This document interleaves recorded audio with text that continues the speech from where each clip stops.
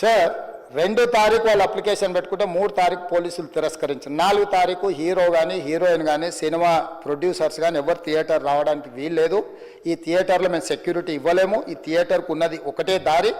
ఈ దారిలో ఇంతమంది వేలాది మంది అభిమానులు వచ్చినప్పుడు మేము కంట్రోల్ చేయలేము, వద్దు అని తిరస్కరించారు. తిరస్కరించిన తర్వాత కూడా 4 తారీఖు 9:30 ప్రాంతంలో హీరో రావడం జరిగింది.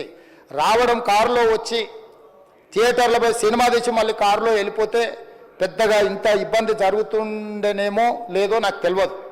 కానీ ఎక్స్రోడ్ చౌరస్తా కంటే ముందు నుంచే కారులో రూఫ్ టాప్ ఓపెన్ చేసి రోడ్ షో చేసుకుంటే థియేటర్లో పోవడంతో ఆ చుట్టుముట్టుతున్న 7-8 థియేటర్లలో ఉన్న సినిమా అభిమానులు మొత్తం ఇక్కడికే రావడంతో వేలాది మంది జమైండ్రు. ఆ గేట్ ఒక్కసారి హీరో కారు లోపలికి పంపించడానికి ఆ ఉన్న గేటు తెరవడంతో వేలాది మంది ఒక్కటేసారి ఉప్పెనలాకి వచ్చారు. ఆ ఉప్పెనలో చనిపోయిన రేవతి, ఆమె కొడుకు, భార్య, భర్త, కూతురు వాళ్ళు అలాగైపోయి కొడుకు తల్లి ఒక పక్కన పోయి ఆ జనాల నుంచి తప్పించుకొని టికెట్ చేసుకొని ఆ తొక్కిసలాటలు హీరోను థియేటర్ లోపలికి తీసుకుపోవాలనుకున్న టైంకి అతను బండి మీద రోడ్ షో చేసి దిగేటప్పటికి వేలాది మంది హీరోని కలవడానికి చొచ్చుకొచ్చారు ముందుకు. అసలు అంటే ఈ రకమైన వాతావరణంలో అతన్ని లోపలికి తీసుకువెళ్ళాల్సిన సందర్భంలో అతను ప్రైవేట్ సెక్యూరిటీ ఇవాళ రేపు మనం ఫంక్షన్లలో బౌన్సర్లు అని మనం చూస్తూ ఉన్నాం. 50-60 మంది సరిగ్గా లెక్క తెలియదు, 50-60 అని అంటున్నారు, నెంబర్ 4 ఎక్కువ తక్కువ. ఆ బౌన్సర్లు అందరు మీదికి వచ్చే అందరు అభిమానులను విపరీతంగా అడ్డంగా ఎట్లా పడితే అట్లా తోయడంతో అటు నుంచి అభిమానులు హీరోని చూడాలి, కలవాలని ఒకవైపు నుంచి వాళ్ళని హీరో దగ్గరికే రానియొద్దని ఆయన ప్రైవేట్ సెక్యూరిటీ వెనక్కి నెట్టడం వల్ల ఈ తొక్కిసలాటలో హీరో థియేటర్కి వెళ్ళి లోపలికి వెళ్ళి చూసినాక పోలీసులు ఈ మొత్తం క్రౌడ్ని ఈ మొత్తం అక్కడ ఉన్న జమైన జనాలను అందరిని కూడా తీస్తే ఒక తల్లి కొడుకు అక్కడ శవాలుగా పడి ఉన్నారు. ఆ తల్లి అంత తొక్కిసలాటలు కూడా నేను ఆ వీడియో చూసిన ఆ తల్లి లోపలికి వచ్చినప్పుడు కొడుకు చేయి పట్టుకొని ఎంత జాగ్రత్తగా కొడుకుని తీసుకొని వస్తుందో తల్లి ప్రేమ ఎట్లుంటుందో అక్కడ నాకు చూసి నాకు అర్థమైంది. ఆ శవాలుగా మారిన తల్లి కొడుకు చెయ్యి ఇడవలే అధ్యక్ష, అట్లే చెయ్యి బిగ్గర పట్టుకొని పోలీసు వెళ్ళి చూస్తే ఆ తల్లి ఆ పిల్లగాడు ఆ తల్లి ఆ చెయ్యి వదలకుంటే కన్నబిడ్డను పట్టుకుని తల్లి చచ్చిపోయింది అధ్యక్ష. అట్లాంటి సిచ్యువేషన్లో పోలీసులు తల్లిని కొడుకుని హాస్పిటల్కి అక్కడ ఫస్ట్ ఎయిడ్ ట్రీట్మెంట్ చేసిండ్రు.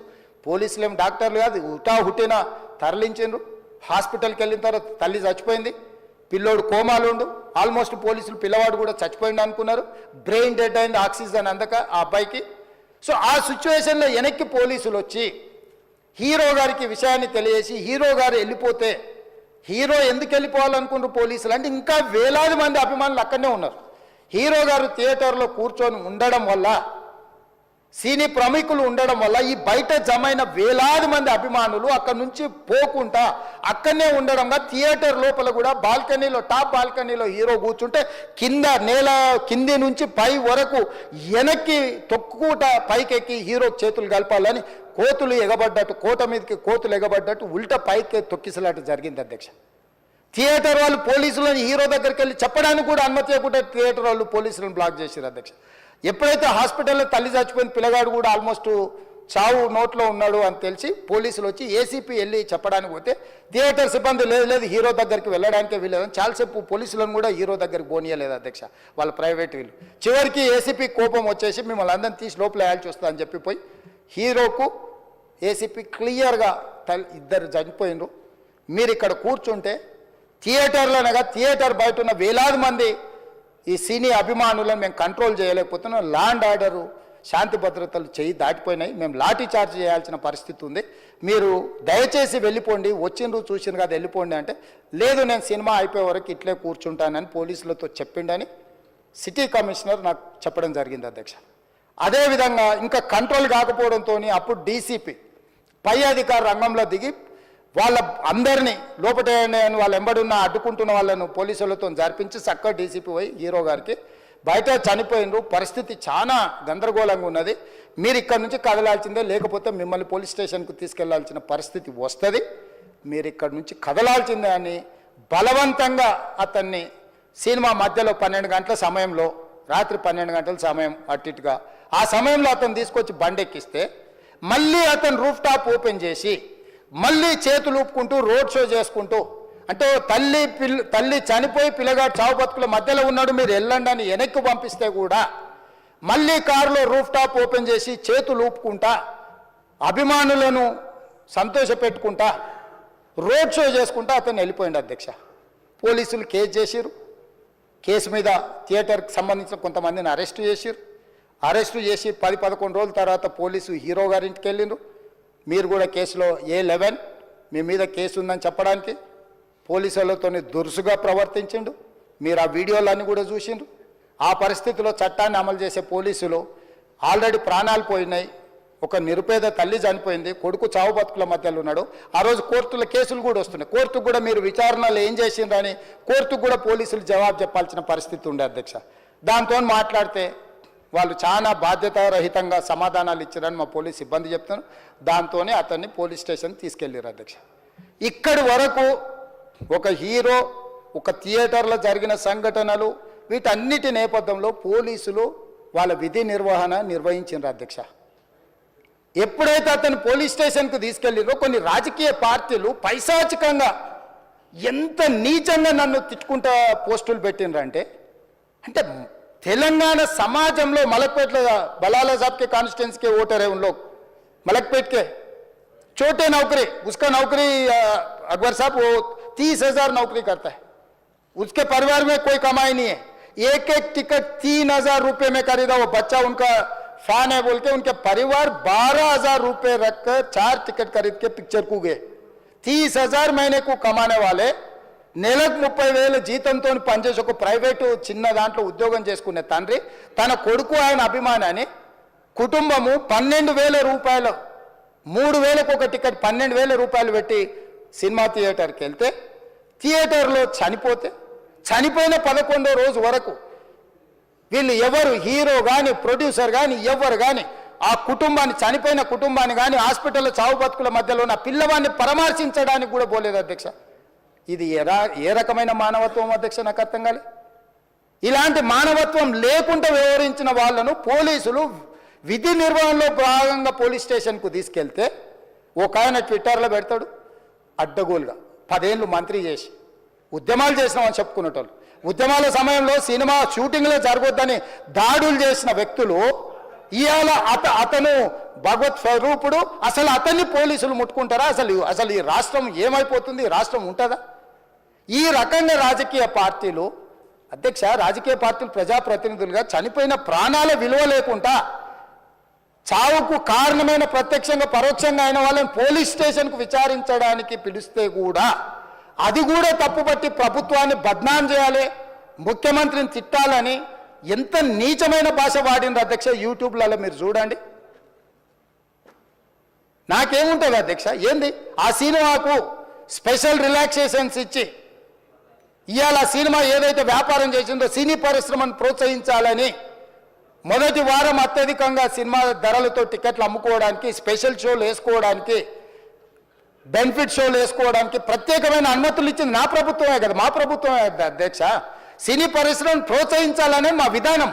ప్రోత్సహించే క్రమంలో తెలంగాణ ప్రజల ప్రాణాలను ప్రాణాలు తీసుకుంటే కూడా వాళ్ళని ఏమనొద్దానంటే మీరు లా చేయండి అధ్యక్ష. మరి స్టేట్కు లా అథారిటీ ఉందో లేదో నాకు తెలియదు, కానీ star, film star, super stars or political stars is having some special privilege. If they murdered anyone also we need not to prosecute or otherwise we need not to book any case against these personalities అని మనం మీరు చట్టం చేస్తా అంటే సినీ ప్రముఖులకు కానీ రాజకీయ ప్రముఖులకు కానీ స్టార్లని ఫీల్ అయ్యే వాళ్ళ పట్ల ప్రత్యేకమైన చట్టం ఉంటుంది, వాళ్ళ మీద కేసులు పెట్టొద్దని మీరు ఏమైనా చట్టం చేస్తే ఆ చట్టం అమలు చేస్తాం అధ్యక్ష. ఈ రోజున్న డాక్టర్ బాబాసాహెబ్ అంబేద్కర్ ఇచ్చిన చట్టం ప్రకారము దీనికి కారణమైన వాళ్ళను ప్రత్యక్షంగా పరోక్షంగా కారణమైన వాళ్ళందరి మీద కేసులు కట్టి పోలీసులు విచారణ చేయాల్సిందే, బాధితులను శిక్షించాల్సిందే అధ్యక్ష.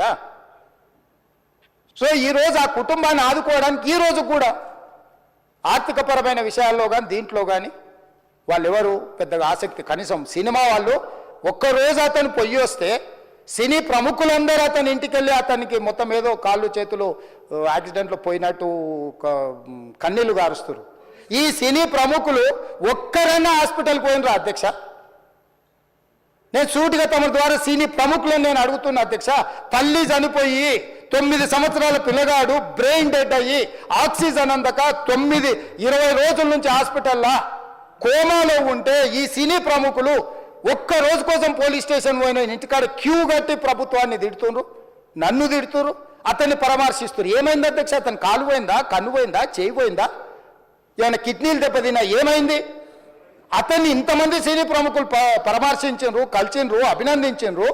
కానీ ఆ పిల్లగాన్ని కనీసం అన్న పరామర్శించడానికి సినీ ప్రముఖులు ముందుకు రాలేదంటే సినిమా ఇండస్ట్రీలో ఉన్న ప్రముఖులు ఏం ఆలోచన చేస్తుండ్రో, ఏం కోరుకుంటుండ్రో నాకైతే తెలియదు.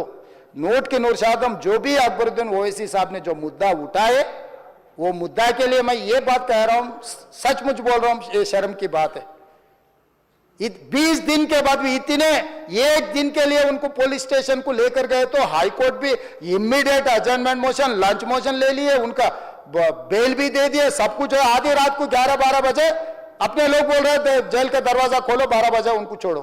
अरे भाई कहां है प्रोविजन? कहां से छोड़ू मैं?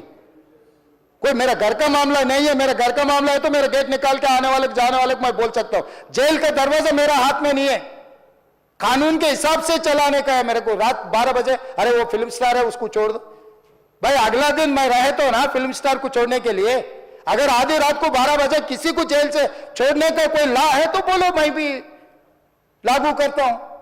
तो इसीलिए ये इतने फिल्म स्टार कोई भी दवाखाने तक नहीं गया, छोटे बच्चे को नहीं देखा अकबर साहब. ये अफसोस की बात है, शर्म की बात है. सचमुच बोल रहा हूं मैं. अगर मैं वहां पर जाके देखने के लिए मैं पूरा स्टाफ और मेडिकल एंड हेल्थ सेक्रेटरी, मेरे कमिश्नर, सब टीम को मैं डिप्लॉय कर दी. सीता और अपने कमीशन चेयरपर्सन सब लोगों को वहां भेज के मैं continuously I monitoring that boy health condition. So ये कैसे कहां जा रहे हैं हम लोग? भाई उन लोगों को जिम्मेदारी दी नहीं है, हम समझ भी सकते है नहीं है, वो बात अलग है. मगर कुछ पॉलिटिकल पार्टीज 10-10, 20-20 साल जो रिप्रेजेंट किए, मंत्री किए, वो लोग मुझे गाली दे रहे हैं. उसके ऊपर कैसा केस लगाते हैं? वो मेरा दोस्त है. भाई आपके लिए, आपके दोस्त के लिए कोई नया कानून बनाना है तो बनाओ, देखेंगे. अरे आपके दोस्त रहे तो 12 खून माफ है क्या? मेरा भाई के लिए भी माफ नहीं है, आपके लिए कहां से माफ करूं मैं? मेरा परिवार के लिए भी कोई नया कानून नहीं है. स्पीकर साहब, मैं ये कुर्सी में बैठा हूं, जो कानून है डॉक्टर बाबा साहब अंबेडकर जी ने जो कानून दिया, कानून के हिसाब से हम सरकार चलाएंगे. जो अकबर साहब ने जो बात दिखा, कुछ प्राइवेट डिस्कशन से, कुछ पब्लिक विजुअल से. जो पब्लिक विजुअल्स में वो वापस जाते वक्त भी हाथ हिलाया, रोड शो किए, आने से पहले किए, जाने से समय पर किए, पुलिस वाले भी उसको जल्दी जाने के लिए कोशिश प्रेशर किए, सब कुछ सच है. मगर उनको तो बेल मिल गए. अभी कानून तो हम मानना ही पड़ता. तो ये हकीकत है, सचमुच है. मगर ये अफसोस की बात है. मैं फिल्म इंडस्ट्री जो बड़ा लोग है, मैं उन लोगों से गुजारिश करता हूं, इनह्यूमन नहीं रहना. आप बिजनेस कर लो, आप पिक्चर निकालो, पैसे कमाओ, सरकार से इंसेंटिव्स ले लो, सब्सिडीज ले लो, स्पेशल प्रिविलेज शूटिंग के लिए जो होना है वो मांगो. मगर किसी का हत्या होने के बाद, किसी का जान चलाने के बचाने के बाद, किसी का जान लेने के बाद आज स्पेशल प्रिविलेज मांगे तो ये सरकार में नहीं मिलने वाले. मैं जब तक मैं कुर्सी में रहता हूं तब तक नहीं देता हूं. मेरा जिम्मेदारी तेलंगाना आम जनता का जान बचाने का मेरा जिम्मेदारी है. उन लोगों के लिए कोई भी तकलीफ दिए, उन लोगों को कांग्रेस सरकार ने, मेरे सरकार ने छोड़ने वाला नहीं है.